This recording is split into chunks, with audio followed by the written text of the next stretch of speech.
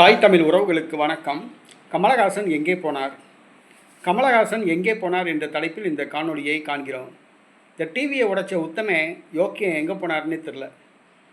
மு.க. ஸ்டாலின் பேசின மாதிரி ஒரு விளம்பரம் டிவியில் வரும். உடனே ரோசப்பட்டு கமலஹாசன் அப்படியே டிவியை அடித்து நொறுக்குவாப்புல. இந்த விளம்பரம் தான் 2021ஆம் ஆண்டு தமிழக சட்டப்பேரவை தேர்தலில் வந்துச்சு. அதாவது அநீதிக்கு எதிராக குரல் கொடுக்குறவர் அப்படிங்கிற மாதிரி ஒரு பிம்பத்தை ஏற்படுத்தினாங்க. ஆனால் அதே கமலஹாசன் கட்சி ஆரம்பித்து கட்சி நடத்த முடியாமல் கடைசியில் திமுகட்ட போய் சரண்டர் ஆகிட்டாப்புல. ஒரு ராஜ்யசபா சீட்டு வாங்கிட்டு கட்சியை அடகு வச்சிட்டாப்புல, கட்சி தொண்டர்களையும் அடகு வச்சிட்டாப்புல. இப்போ எங்கே போனாப்புலன்னு தெரியல கமலஹாசன். ராஜ்யசபா சீட்டு தானே வாங்கியிருக்காப்புல, ராஜ்யசபா எம்பி தானே ஆகியிருக்காப்புல. வருஷத்தில் 100 நாள் தான் பாராளுமன்றம் நடக்கும், 265 நாள் லீவு தானே. இப்போ டெல்லியிலேயே போய் தங்கிட்டாரா கமலஹாசன்?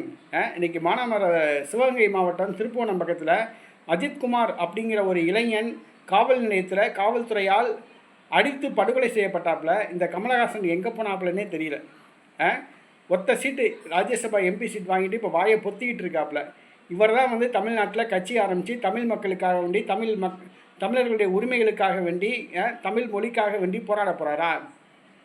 இந்த தக்லைஃப் படம் பெங்களூரில் வெளியிட முடியாதுன்னு சொன்ன உடனே நம்ம தமிழர்கள் எப்படி கொந்தளித்து இந்த கமலஹாசனுக்கு குரல் கொடுத்தோம். ஆனால் அதே கமலஹாசன் இன்றைக்கி தமிழ்நாட்டில் ஒரு தமிழன் காவல்துறையால் அடித்து படுகொலை செய்யப்பட்டிருக்கான். எங்கே போனாப்புலன்னே தெரில, வாயை பொத்திக்கிட்டு இருக்காப்புல. இவரெல்லாம் கட்சி ஆரம்பித்து தமிழ்நாட்டில் ஆட்சி அமைக்க போகிறாரா, ஆட்சியை பிடிக்க போகிறாரா? இவர் பின்னாடி ஒரு 10 பேர் கட்சி தொண்டர்கள். லெட்டர் பேடு கட்சியாக மாறி போச்சு. வீரவசனம் பேசினாப்புல. இன்றைக்கி கமலஹாசன் எங்கே போனாப்புலன்னே தெரியல.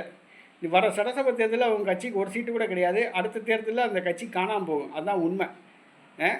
எல்லாருமே யோக்கியமான ஒரு தலைவர்களாக இருப்பாங்கன்னு சொல்லி நம்ம எதிர்பார்க்க முடியாது. அதுதான் உண்மை. இன்றைக்கி தமிழ்நாட்டில் நடக்கிற எங்கே ஒரு மூலையில் ஒரு சின்ன பிரச்சனைனாலும் சீமான் தான் குரல் கொடுக்குறாப்புல.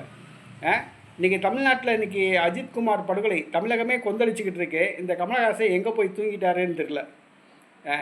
இல்லை அறிவாலயத்தில் போய் அவருக்கு ரூம் போட்டு படுத்து தூங்குறதுக்கு இடம் கொடுத்துட்டாங்களா, இல்லை டெல்லியில் போய் நிரந்தரமாக தங்கிட்டாரா என்னங்கிறதே தெரியல. அது அவங்க கட்சி தொண்டர்களுக்கு தான் வெளிச்சம்.